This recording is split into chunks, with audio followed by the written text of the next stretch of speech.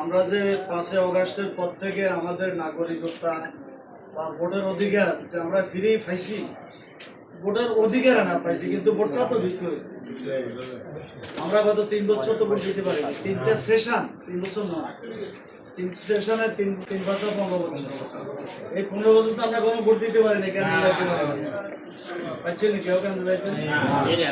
বাজারে তো বসে না, পুলিশ দিয়ে 2-3 বের করে দিয়েছে। আমরা কেন্দ্রে আমরা যাইতে পারব না, এটা আছে। কিন্তু আওয়ামী লীগ যারা করে তারা কি কেন্দ্রে গেছিল? না। তারা কি তাদের ভোট প্রয়োগ করতে পারছে? না। কেন্দ্রে আছে কিনা রে তাদেরকে ওরা টাকা দিছে? প্রয়োজন হয় না। তারা 5-7 জন 10 জনের যথেষ্ট।